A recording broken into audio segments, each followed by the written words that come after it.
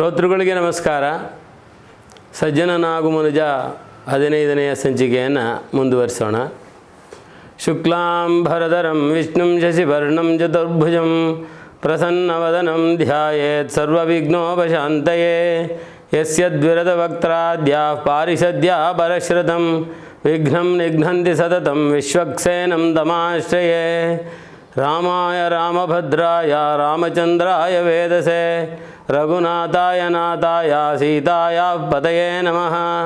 ಮನೋಜವಂ ಮಾರುತತುಲ್ಯವೇಗಂ ಜಿತೇಂದ್ರಿಯಂ ಬುದ್ಧಿಮತಾಂ ವರಿಷ್ಠಂ ವಾತಾತ್ಮಜಂ ವಾನರಯೂತಮುಖ್ಯಂ ಶ್ರೀರಾಮದೂತಂ ಶಿರಸಾ ನಮಾಮಿ.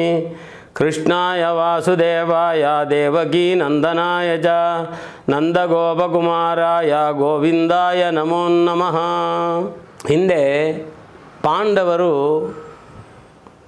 ಶಕುನಿಯ ವಂಚನೆಗೆ ಸಿಕ್ಕಿಬಿದ್ದು ದ್ಯೂತವಾಡಲು ಬಂದು ರಾಜಸೂಯಜ್ಞದ ಸಮಯದಲ್ಲಿ ಅದು ಕಳೆದ ನಂತರ ದುರ್ಯೋಧನನಿಗೆ ಖಿನ್ನತೆ ಎಂಬುವ ನೆಪದಲ್ಲಿ ದ್ಯೂತವಾಡಲು ಪಾಂಡವರನ್ನು ಕರೆಸಿ ದ್ಯೂತದ ಮನೆಯಲ್ಲಿ ಒಂದೊಂದಾಗಿ ಎಲ್ಲವನ್ನೂ ಗೆದ್ದುಕೊಳ್ತಾನೆ. ಗೆದ್ದುಕೊಂಡು ಪ್ರಾತಿಕಾಮಿಕ ಅನ್ನತಕ್ಕಂತಹ ಅವನನ್ನು ಕಳಿಸ್ತಾನೆ.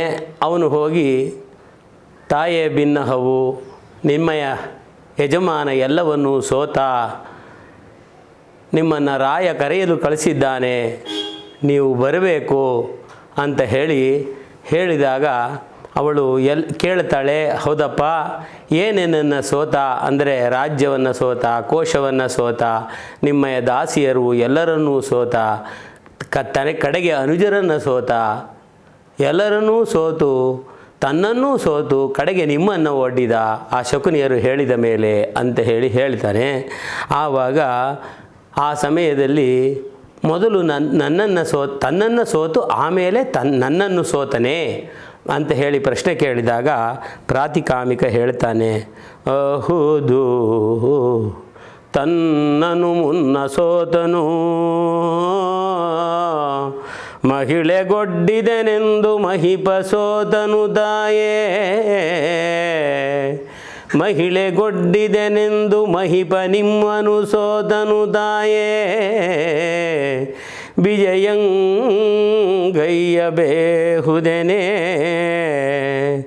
ವಿಹಿತವಿದು ಮಾನುಷವೇ, ದೈವದ ಕುಹಕ ವೈಸಲೆ ಮಗನೇ, ನಾನೇ ಬಹೆನು ನೀ ಹೋಗು ಒಮ್ಮೆ ಕೇಳಿ ಮಾತನಾ ಸಭೆಗೆ.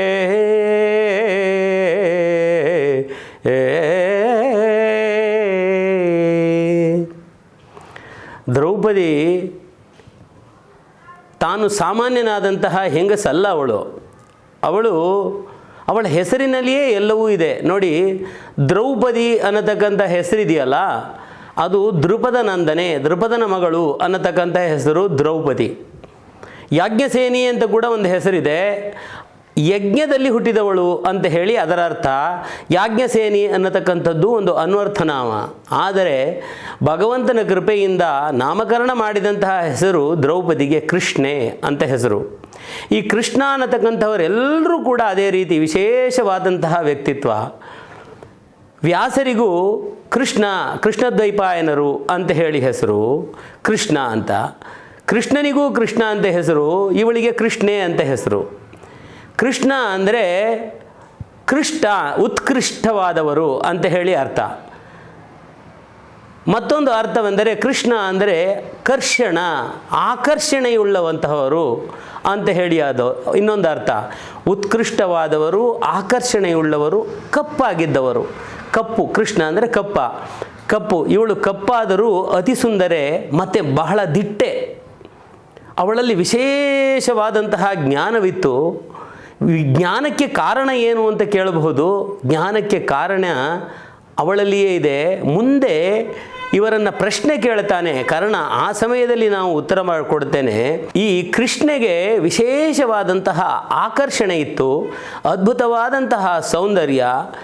ಹಾಗಾಗಿಯೇ ದ್ರೌಪದಿಗೆ 5 ಜನ ಗಂಡಂದರು ಹೇಗೆ ಅಂತ ಪ್ರಶ್ನೆ ಕೇಳ್ತಾರೆ. ಒಬ್ಬ ಗಂಡಿಸಿಗೆ 5 ಜನ ಹೆಂಗಸರುಂಟು, ಕರ್ಣನು ಹೇಳ್ತಕ್ಕಂಥ ಮಾತಿದು. ಆದರೆ ಒಬ್ಬ ಹೆಣ್ಣಿಗೆ 5 ಜನ ಗಂಡಂದ್ರೆ ನಾವೆಲ್ಲಿಯೂ ಕೇಳಿಲ್ಲ ಅಂತ. ಕೇಳದೇ ಇರತಕ್ಕಂಥ ಪ್ರಸಂಗವೇ ಆದರೂ ಕೂಡ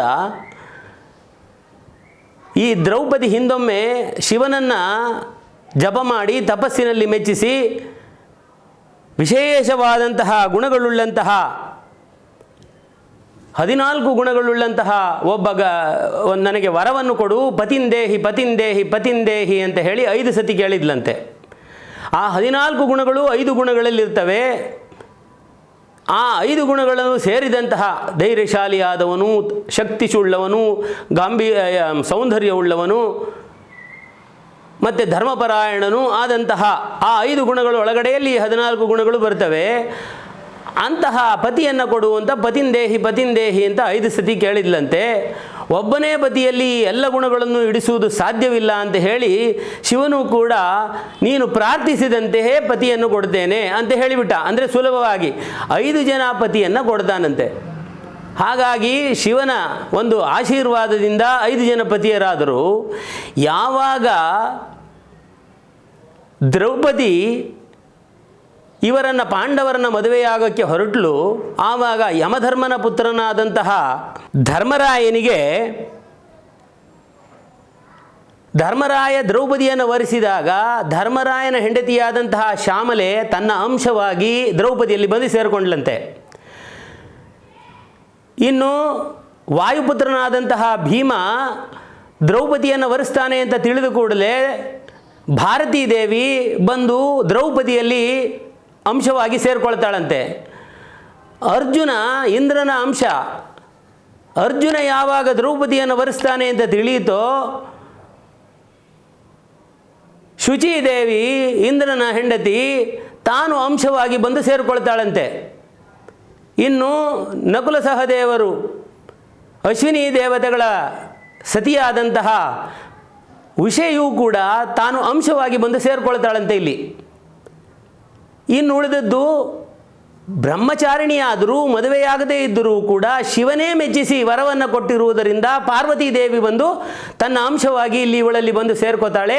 ಪಂಚದೇವಿಯರ ಸಮಾವೇಶವಾದಂತಹ ಪಂಚದೇವಿಯರ ಅಂಶವನ್ನು ಉಳ್ಳಂತಹ ಒಬ್ಬ ಹೆಂಗಸು ಅವಳು ದ್ರೌಪದಿ ದೇವಿ. ಅಂತಹ ವಿಶೇಷವಾದಂಥ ಹೆಂಗಸು, ಇಷ್ಟೂ ಜನ ದೇವತೆಯಲ್ಲಿರತಕ್ಕಂತಹ ವಿಶೇಷವಾದಂತಹ ಗುಣಗಳು ಕೂಡ ಅವಳಲ್ಲಿದೆ. ಎಂತಹ ವಿಶೇಷವಾದಂತಹ ಹೆಂಗಸು ಇವಳು ಅಂದರೆ ಸಾಮಾನ್ಯವಾಗಿ ತಿಳುವಳಿಕೆಗಳನ್ನೆಲ್ಲ ತಿಳ್ಕೊಂಡಿರ್ತಕ್ಕಂತಹ ಹೆಂಗಸು. ಒಂದು ಸಾರಿ ಇವರು ಪಾಂಡವರು ಅಜ್ಞಾತವಾಸಕ್ಕೆ ಹೋಗುವುದಕ್ಕೆ ಮುಂಚೆ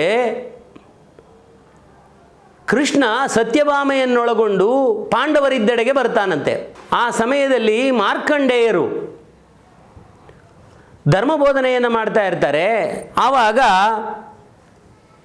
ಕೃಷ್ಣ ಏನು ಮಾಡ್ತಾನೆ, ಜಾಣತನವನ್ನು ಮಾಡಿ ಸತ್ಯಭಾಮೆಯನ್ನು ಒಳಗೆ ಕಳಿಸ್ತಾನಂತೆ. ನೀನು ಒಳಗೆ ಹೋಗು, ನಿನಗೇನು ಇಲ್ಲಿ ಕೆಲಸವಿಲ್ಲ, ಧರ್ಮಬೋಧನೆಯ ಜಾಗದಲ್ಲಿ ನಾನು ಕೂತ್ಕೊಳ್ತೇನೆ ಅಂತೇಳಿ ಮಾರ್ಕಂಡೇಯರ ಮುಂಭಾಗದಲ್ಲಿ ಕೃಷ್ಣ ಕುಳಿತುಕೊಳ್ತಾನೆ. ದ್ರೌಪದಿ ಇದ್ದ ಜಾಗಕ್ಕೆ ಸತ್ಯಭಾಮೆಯನ್ನು ಕಳಿಸ್ತಾನೆ. ಕೃಷ್ಣ ಮಹಾ ಚಾಣಾಕ್ಷ. ಸತ್ಯಭಾಮೆಗೆ ತಿಳುವಳಿಕೆಯನ್ನು ದ್ರೌಪದಿ ಹೇಳಬೇಕು ಅನ್ನೋದು ತನ್ನ ಉದ್ದೇಶವಾಗಿತ್ತು. ಹಾಗಾಗಿ ಇಲ್ಲಿ ಮಾರ್ಕಂಡೇಯರ ಕೈನಲ್ಲಿ ನೆಪ ಮಾಡಿ ಧರ್ಮಬೋಧನೆಯನ್ನು ಮಾಡಿಸಿಕೊಳ್ಳುವ ನೆಪದಲ್ಲಿ ಕೃಷ್ಣ ಇಲ್ಲಿ ಕುಳಿತಿದ್ದರೆ, ಧರ್ಮಬೋಧನೆಯನ್ನು ಮಾಡಿಸಿಕೊಡುವ ನೆಪದಲ್ಲಿ ಸತ್ಯಭಾಮೆಯನ್ನು ದ್ರೌಪದಿ ಇರುವ ಕಡೆಗೆ ಕಳಿಸ್ತಾನೆ. ದ್ರೌಪದಿಯನ್ನು ಕಂಡ ಕೂಡಲೇ ತಬ್ಬಿಕೊಳ್ತಾಳಂತೆ ಸತ್ಯಭಾಮೆ. ಅವಳಿಗೆ ಹಿರಿಯಳು ಅನ್ನುವ ಭಾವನೆ. ಯಾಕೆಂದರೆ ಧರ್ಮರಾಯ ಕೃಷ್ಣನಿಗಿಂತ ಹಿರಿಯ. ಧರ್ಮರಾಯನ ಕಾಲನ್ನು ಮುಟ್ಟಿ ನಮಸ್ಕಾರವನ್ನು ಮಾಡ್ತಾನೆ. ಅಂತಹದರಲ್ಲಿ ಹಿರಿಯನ ಹೆಂಡತಿಯಾದ್ದರಿಂದ ಅವಳು ಹಿರಿಯೆ.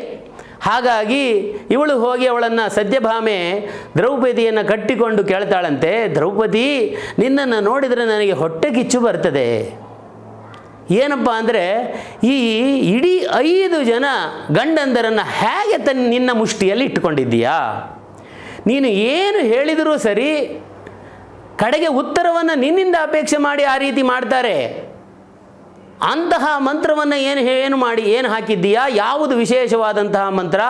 ಯಾವ ಮಂತ್ರದಿಂದ ನೀನು ಅವರನ್ನೆಲ್ಲ ಕಟ್ಟಿ ಹಾಕಿದ್ದೀಯಾ? ನಾನು ಅದನ್ನು ತಿಳ್ಕೊಳ್ಬೇಕು. ನನ್ನ ಕೃಷ್ಣನನ್ನು ನಾನು ನನ್ನ ಹಿಡಿತದಲ್ಲಿ ಇಟ್ಕೊಳ್ಬೇಕು. ಆ ಮಂತ್ರವನ್ನು ನನಗೆ ಹೇಳಿಕೊಡು ಅಂತ ಹೇಳಿ ಕೇಳ್ತಾಳಂತೆ. ಆಗ ಸತ್ಯಭಾಮೆ ಹೇಳ್ತಾಳಂತೆ, ಮಂತ್ರವನ್ನು ಹುಡುಕಿದರೆ ಮಾತ್ರ ಜೀವನ ನಷ್ಟವಾಗುವುದು ಗ್ಯಾರಂಟಿ, ಅದಕ್ಕೆ ಯಾವ ಮಂತ್ರವೂ ಇಲ್ಲ ಅಂತ ಹೇಳ್ತಾಳಂತೆ. ಈ ಕೆಲವು ಗುಣಗಳನ್ನು ನಾನು ಪಾಲಿಸ್ತೇನೆ, ಅದನ್ನು ನೀನು ಪಾಲಿಸು ಅಂತ ಹೇಳ್ತಾಳಂತೆ. ಏನು ಅಂದರೆ ಸತ್ಯವನ್ನು ಹೇಳತಕ್ಕದ್ದು. ಯಾರಿಗಾದರೂ ಬೇಸರವಾಗಲಿ, ಆದರೆ ಅಲ್ಲಿ ಆ ಸಮಯಕ್ಕೆ ಬೇಕಾದಂತಹ ಸತ್ಯವನ್ನು ನಾವು ಮುಚ್ಚಿಡದೆ ಹೇಳಬೇಕು. ಎರಡನೆಯದು ಅಹಂಕಾರವಿಲ್ಲದಂತಹ ನೋ ಈಗೋ. ಈ ಹೆಂಗಸರಿಗೆ ಈಗೋ ಜಾಸ್ತಿ. ನಾನು ನನ್ನದು ಅಂತಕ್ಕಂಥದ್ದು ಒಂದು ಅಹಂಕಾರ ಒಂದು ಇರ್ತದಲ್ಲ, ಅಹಂಕಾರ ಮಮಕಾರಗಳು, ಅದನ್ನು ಸ್ವಲ್ಪ ಪಕ್ಕದಲ್ಲಿ ಇಡಬೇಕು. ಮೂರನೆಯದಾಗಿ ತವರಿನ ಮನೆಯ ವ್ಯಾಮೋಹವನ್ನು ಸಂಪೂರ್ಣವಾಗಿ ಬಿಡಬೇಕು. ಅಲ್ಲಿ ತವರಿನಿಂದ ನಮ್ಮ ತವರಿನಲ್ಲಿ ಇರ್ತಕ್ಕಂತಹ ಆ ಹೆಚ್ಚಿನ ವಿಚಾರಗಳನ್ನು ಇಲ್ಲಿ ತಂದು ಅಲ್ಲಿಂದ ತಂದು ಇಲ್ಲಿ ಜರೆಯತಕ್ಕಂತಹ ಕೆಲಸಗಳನ್ನು ಮಾಡಬಾರ್ದು. ತವರನ್ನು ತವರಲ್ಲೇ ಬಿಟ್ಟುಬಿಡಬೇಕು. ಇಲ್ಲಿಯ ವಾತಾವರಣಕ್ಕೆ ನೀನು ಹೊಂದಿಕೊಳ್ಳಬೇಕು. ಕೋಪವನ್ನು ಸ್ವಲ್ಪ ಮಟ್ಟಿಗೆ ಹಿಡಿದಿಟ್ಕೊಳ್ಬೇಕು. ಮತ್ತು ನನ್ನವರಿಗೆ ಬೇಕಾದಂತಹ ಎಲ್ಲರಲ್ಲಿಯೂ ಕೂಡ ನಾನು ಪ್ರೀತಿಯನ್ನು ತೋರಿಸಬೇಕು. ಉದಾಹರಣೆಗೆ ಈ 4 ಜನರಲ್ಲಿ ಗೊತ್ತಾಯ್ತಾ, ಧರ್ಮರಾಯನಲ್ಲಿ ದೇವಕಿ, ಶಿಶುಪಾಲನ ಮಗಳು, ಮದುವೆ ಮಾಡಿಕೊಂಡಿದ್ದ ಅವನು. ಧರ್ಮರಾಯನಲ್ಲಿ ದೇವಕಿ ಇದ್ದಳು, ಭೀಮನಿಗೆ ಕಾಳಿ ಇದ್ದಳು, ಅದೇ ನಮ್ಮ ಘಟೋತ್ಕಚನ ತಾಯಿ ಇದ್ದಳು. ಎಲ್ಲರಲ್ಲಿಯೂ ಕೂಡ ಪ್ರೀತಿಯನ್ನು ನನ್ನವರಲ್ಲಿ ಅಂದರೆ ನನ್ನ ಗಂಡಂದಿರಿಗೆ ಏನು ಅಗತ್ಯವೋ ಏನು ಪ್ರೀತಿಯೋ ಅದರಲ್ಲಿ ನಾನೂ ಕೂಡ ಪ್ರೀತಿಯನ್ನು ತೋರಿಸ್ತೀನಿ. ಬಯಕೆಗಳನ್ನು ಪಕ್ಕದಲ್ಲಿ ಎತ್ತಿಡಬೇಕು. ಇದಿಷ್ಟು ಗುಣಗಳನ್ನು ಹೊಂದಿದರೆ ಒಬ್ಬ ಹೆಂಗಸು ತನ್ನ ಗಂಡನನ್ನು ಕೈಯಲ್ಲಿ ಮುಷ್ಟಿಯಲ್ಲಿ ಇಟ್ಟುಕೊಳ್ಳುವ ಮಂತ್ರಗಳ ಅಗತ್ಯವಿಲ್ಲ. ತಾನೇ ನಮ್ಮ ಎಲ್ಲ ಮಾತುಗಳಿಗೂ ಕಿವಿಯನ್ನು ಕೊಡ್ತಾರೆ. ನಾವು ಹೇಳಿದ ರೀತಿಯಲ್ಲಿ ನಡೆಯುತ್ತೆ ಅಂತ ಮಾರ್ಗಸೂಚನೆಯನ್ನು ಯಾರಿಗೆ ಸತ್ಯಭಾಮಿಗೆ ಬೋಧನೆಯನ್ನು ಮಾಡಿದಂತಹ ವ್ಯಕ್ತಿ ಆ ದ್ರೌಪದಿ. ಈ ದ್ರೌಪದಿಗೆ ಇಂತಹ ದ್ರೌಪದಿಗೆ ಕಾಲ ಕೆಟ್ಟು ಬಂದಿದೆ. ಬಂದು ಹೇಳ್ದ, ಹೌದಪ್ಪ ಹೌದು, ತನ್ನನ್ನು ಮುನ್ನನೊಡ್ಡಿದ, ತನ್ನನ್ನು ಮೊದಲು ಕೊಟ್ಕೊಂಡ. ಆಮೇಲೆ ಆ ಶಕುನಿ ಅವರುಗಳು ಹೇಳಿದರು, ನಿನ್ನ ಹೆಂಡತಿ ಇದ್ದಾಳಲ್ಲಪ್ಪ ಅವಳ ನೀಡು. ನನಗೆ 9 ವಿಧವಾದ ಎಲ್ಲವನ್ನೂ ಇಟ್ಟುಬಿಟ್ಟ, 10ನೇದು ಯಾವುದೂ ಕಾಣಲಿಲ್ಲ, ಇದ್ದಾಳಲ್ಲ ನಿನ್ನ ಹೆಂಡತಿ ಅವಳ ನೀಡು ಅಂತ ಹೇಳ್ದ. ಆಗ ನಿನ್ನನ್ನು ಇಟ್ಟ, ಆದ್ದರಿಂದ ತಾವು ದಯಮಾಡಬೇಕು ಅಂತ ಹೇಳಿದಾಗ ಅವಳು ಹೇಳ್ತಾಳೆ, ಹೌದಪ್ಪ ನಾನೇ ಬರ್ತೇನೆ, ನೀನು ಹೋಗು, ನಾನು ಹೇಳಿದ ಒಂದು ಮಾತನ್ನು ಆ ಸಭೆಯಲ್ಲಿ ಹೇಳು ಅಂತ ಹೇಳ್ತಾಳೆ. ಏನು ಹೇಳ್ತಾಳೆ ಅಂದರೆ, ಮುನ್ನ ತನ್ನನು ಸೋದ ಬಳುಕಿನೊಳೆನ್ನ ಸೋದರೆ ಸಲುವುದೇ, ಸಂಜ್ಞಾನ ವಿಮಲ ಜ್ಞಾನರರಿದು ಎನ್ನ ಪ್ರಶ್ನೆಗೆ ಉತ್ತರ ಎನ್ನ ಮೆಚ್ಚಿಸಿ ಕೊಡಲಿ. ಈ ಪ್ರಶ್ನೆಗೆ ಎನ್ನ ಮೆಚ್ಚಿಸಿ ಕೊಡಲಿ. ಅಲ್ಲಿರ್ತಕ್ಕಂತಹ ಸಭೆಯಲ್ಲಿರ್ತಕ್ಕಂತಹ ಎಲ್ಲ ದೊಡ್ಡ ಜನಗಳು ಸೇರಿ, ಮಂತ್ರಿಗಳು, ವೃದ್ಧರು, ವಯೋವೃದ್ಧರು, ತಿಳುವಳಿಕೆ ಉಳ್ಳವರು, ಜ್ಞಾನಿಗಳು ಎಲ್ಲರೂ ಸೇರಿ ನನ್ನ ಪ್ರಶ್ನೆಗೆ ಎನ್ನ ಮೆಚ್ಚಿಸಿ ಕೊಡಲಿ. ನಾ ಬಹೆನು, ನಾನೇ ಬರ್ತೀನಪ್ಪ, ನೀ ಹೋಗು ಎನ್ನಲು ಅವನು ನಡುಗುತ್ತ ನಡೆದನು ಕೌರವನ ಸಭೆಗೆ. ಹೆದರ್ಕೊಂಡು ಅವನಿಗೆ ದ್ರೌಪದಿ ಆಡ್ತಾ ಇರ್ತಕ್ಕಂತಹ ಮಾತನ್ನು ಕೇಳಿ ಮತ್ತೆ ಕೌರವನಿಗೆ ಹೇಳಿದರೆ ಏನು ತಿಳ್ಕೊಳ್ತಾನೋ ಅಂತ ಹೇಳಿ ತಾನು ಕೌರವನ ಸಭೆಗೆ ನಡೆದುಕೊಂಡು ಬರ್ತಾನಂತೆ. ಅಲ್ಲಿ ಹೇಳ್ತಾನಂತೆ, ಜೀಯಾ ದೇವಿಯರೆಂದ ಮಾತಿದು ರಾಯ ಮುನ್ನವೇ ತನ್ನ ಸೋತು ಅಬುಜಾಯ ತಕ್ಷಿಯ ಬಳಿಕ ಸೋತರೆ ಧರ್ಮ ಸೂಕ್ಷ್ಮದಲ್ಲಿ ರಾಯ ಸಭೆಯಲ್ಲಿ ಹಿರಿಯರರಿದು ಇದರಾಯದವನ ರುಹಿದರೆ ಬಹೆನೆಂದು ಆ ಯುವತಿ ಭಿನ್ನಹ ಮಾಡಿದಳೆಂದು ಕೈ ಮುಗಿದ.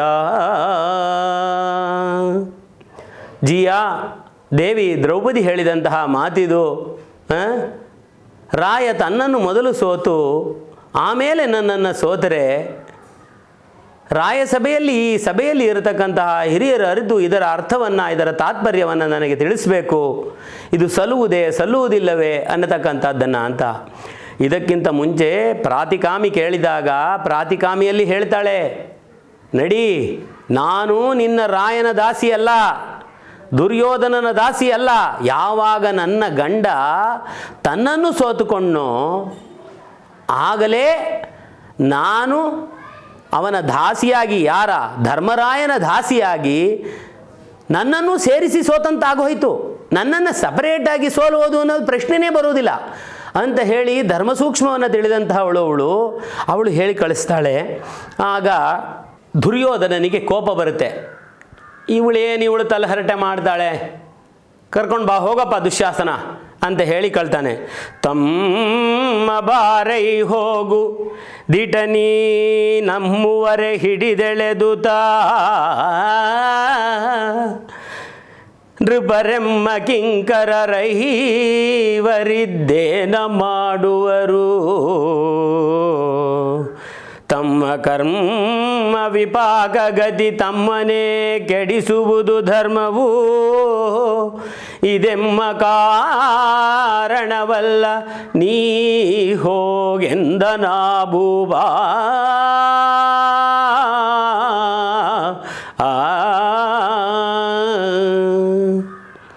ಅಪ್ಪ ದುಶ್ಯಾಸನ, ನೀ ಹೋಗು.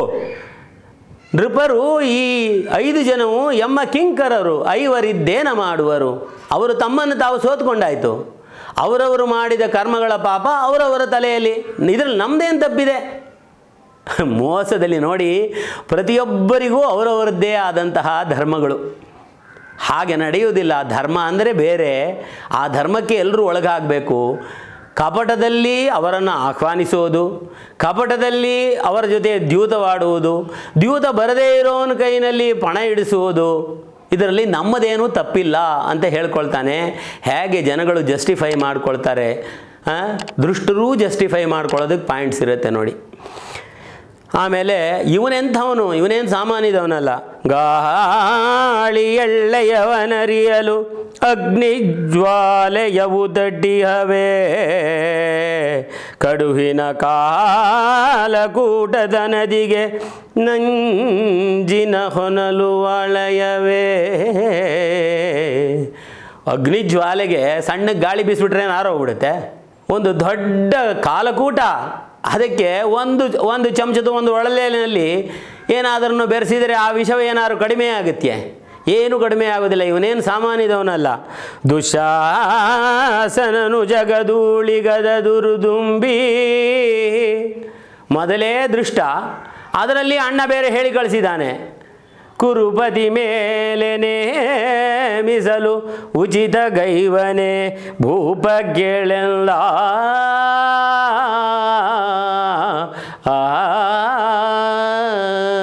ನುಗ್ಗಿದ ಯಾರು? ದುಶ್ಯಾಸನ ನುಗ್ಗುತ್ತಾನಂತೆ. ಯಾವ ರೀತಿ ನುಗ್ತಾನೆ? ಹರಿದನವ ಬೀದಿಯಲಿ ಬಿಡುದೆಲೆ ಬೆರೆಸಿ ಸತಿಯರ ಮನೆಯ ಬಾಗಿಲ ಚರರು ತಡೆದರೆ ಮೆಟ್ಟಿದನು ತಿವಿದನು ಕಠಾರಿಯಲಿ. ಆ ಸತಿಯ ದ್ರೌಪದಿಯ ಅರಮನೆಯ ಬಾಗಿಲ ಚರರು ತಡೆದರೆ ಅವನನ್ನು ಮೆಟ್ಟಿದನು ತಿವಿದನು ಕಠಾರಿಯಲಿ. ತರುಣಿಯರು ಕಂಡಂಜಿ ಹೊಕ್ಕರು. ಯಾರು? ಆ ಸಖಿಯರ ಜೊತೆಯಲ್ಲಿದ್ದರಲ್ಲ, ಇವನನ್ನು ದೃಷ್ಟನನ್ನು ನೋಡಿ ಎಲ್ಲರೂ ಅವಳ ಮರೆಗೆ ಹೋಗ್ತಾರಂತೆ. ಸರಸಿಜಾಕ್ಷಿಯ ಮರೆಯನು ಈ ಕಳನು ರವಣಿಸಿದನು ರಾಹುತಾರಾಧಿಪನ ತಗೊಳ್ಳುವಂತೆ. ರಾಹು ಬಂದು ಆಕ್ರಮಿಸಿದಂತಹ ಗ್ರಹಣವಾದಂತೆ ಅವನು ಬಂದು ಒಳಗೆ ನುಗ್ಗುತ್ತಾನಂತೆ. ಅದನ್ನೇ ಮುಂದುವರಿಸಿ ಹೇಳ್ತಾರೆ. ಬಂದನಿವನು ಅಬುಜಾಯ ತಕ್ಷಿಯ ಇದಿರಲಿ ನಿಂದನು ಎಲೆಗೆ ಗರ್ವತನವಿದು ಹಿಂದೆ ಸಲುವುದು ಸಲ್ಲದಿದು ಕುರುರಾಯ ಭವನದಲ್ಲಿ. ನಿನ್ನ ಗರ್ವತನ ಏನೇ ಇರಲಿ, ಈ ಪ್ರಶ್ನೆಗೆ ಉತ್ತರ ಕೊಡು, ಆ ಪ್ರಶ್ನೆಗೆ ಉತ್ತರ ಕೊಡು, ಇದು ಇಲ್ಲಿ ನಡೆಯೋದಿಲ್ಲ. ಇದು ಕುರುರಾಯನ ಸಭೆ. ನೀನೇನಿದ್ರೂ ನೀನು ಅಲ್ಲಿ ನಿಮ್ಮ ಮನೆಯಲ್ಲಿ ಅಲ್ಲಿ ನಡೆಸಿಕೊಳ್ಬೋದೇ ಹೊರತು ಇದು ಇಲ್ಲಿ ಸಲ್ಲದು. ಇಂದು ಮೆರೆ ನಡೆ ನಮ್ಮ ತೊತ್ತಿರ ಮುಂದೆ ನಡೆ ಮೆರೆ, ಮಂಚದಿಂದಿಳಿ ಎಂದು ಜರಿದನು ಕೌರವಾನುಜನ ಮಹಾಸತಿಯ. ಇಳಿಯೇ ಮಂಚದಿಂದ ಕೆಳಗೆ ಅಂತ ಹೇಳಿ ಗರ್ಜನೆಯನ್ನು ಮಾಡ್ತಾನಂತೆ. ನಿನ್ನದೇನಿದ್ರೂ ನಿಮ್ಮ ಮನೆಯಲ್ಲಿ ತೋರಿಸ್ಕೊಳ್ಕೊ, ಇಲ್ಲಿ ಕುರುರಾಯನ ಸಭೆಯಲ್ಲಿ ನಿನ್ನ ಪ್ರಶ್ನೆಗಳೆಲ್ಲ ನಡೆಯೋದಿಲ್ಲ ಅಂತ ಹೇಳಿ ಇಳಿ, ನಡಿ ಹೋಗೋಣ ಅಂತ ಹೇಳಿ ಕರೀತಾನಂತೆ. ಆ ಕರೆಯುವ ಸಮಯದಲ್ಲಿ ಅವಳು ಅಷ್ಟಾದರೂ ಕೂಡ ಎಂಥ ತಾಳ್ಮೆಯಲ್ಲಿ ಮಾತನಾಡ್ತಾಳೆ ನೋಡಿ. ಅಪ್ಪ, ನೀನು ಅವನ ತಮ್ಮನಾದವನು, ನನಗೆ ಬಾಮೈದ, ಕೋಪ ನಿನಗೆ ಸಲ್ಲದು, ಅವನು ಸೋತರೆ ಸೋಲ್ಲಿ, ಆದರೆ ಏನು ಪ್ರಯೋಜನ? ಆದರೆ ನನ್ನ ಪ್ರಶ್ನೆಗೆ ಒಂದು ಉತ್ತರವನ್ನು ಕೊಟ್ಟರೆ ನಾನೇ ಬರ್ತೀನಲ್ವಾ?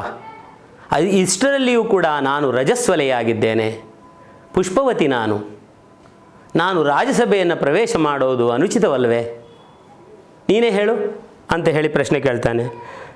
ಜನಪನನು ಜನು ನೀನು ಎನಗೆ ಮೈದುನನಲೇ, ತಪ್ಪೇನು ಯಮನಂದನನು ಸೋಲಲಿ, ಎನ್ನ ಪ್ರಶ್ನೆಗೆ ಕೊಡಲಿ ಮರುಮಾತ.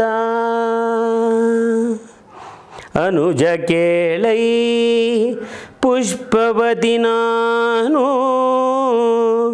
ಎನಗೆ ರಾಜಸಭಾ ಪ್ರವೇಶವನುಜಿದವಲೇ, ಹೇಳೆನಲು ಖಳರಾಯ ಕತಿಗೊಂಡ.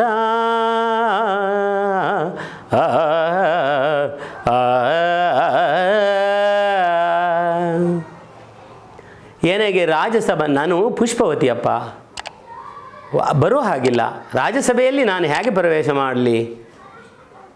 ಇಷ್ಟನ್ನು ಅರ್ಥ ಮಾಡಿಕೊಳ್ಳಾರ್ಯಾ ಅಂತ ಹೇಳಿ ಸಮಾಧಾನ ಚಿತ್ತಳಾಗಿ ಹೇಳ್ತಾಳೆ.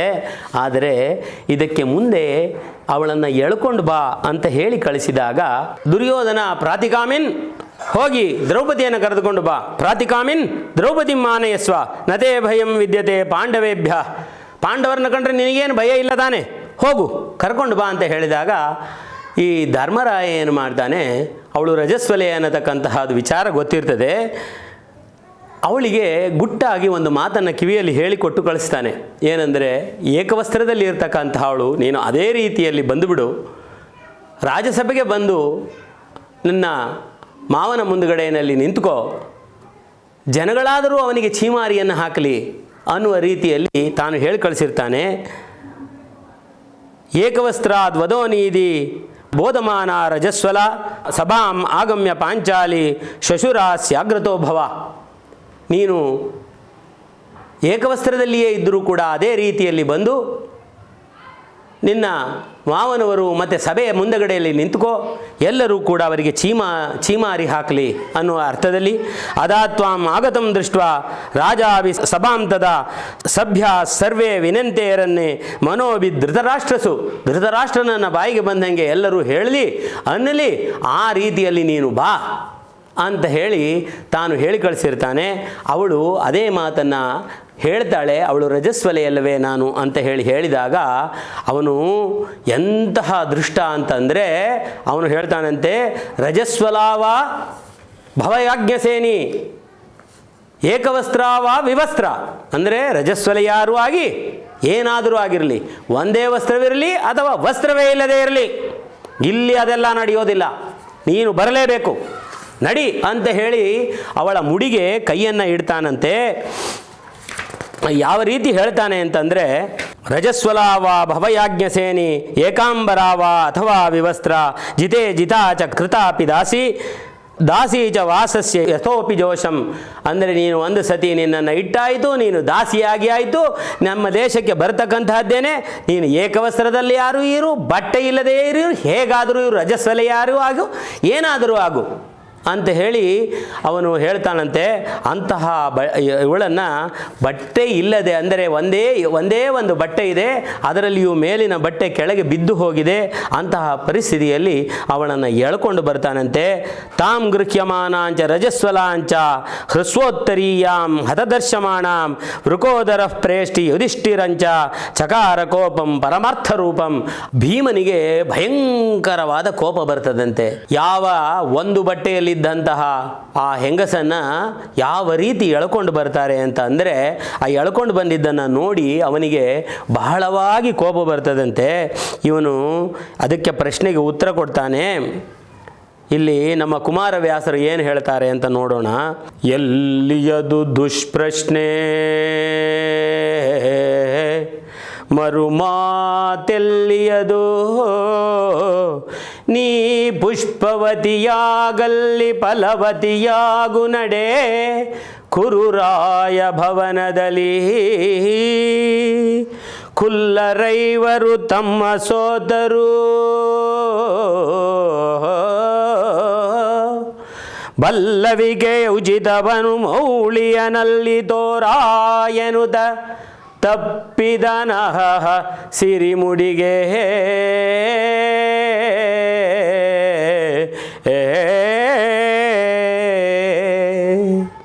ಎಲ್ಲಿಯದು ದುಷ್ಪ್ರಶ್ನೆ, ಮರುಮಾತೆಲ್ಲಿಯದು. ದುರ್ಯೋಧನ ಹೇಳಿದ ಅಂದ ಮೇಲೆ ಮತ್ತೆ ಪ್ರಶ್ನೆ ಹೇಳ್ತಕ್ಕಂಥದ್ದು ಎಲ್ಲಿ? ಪ್ರಶ್ನೆಯೇ ಬರುವುದಿಲ್ಲ.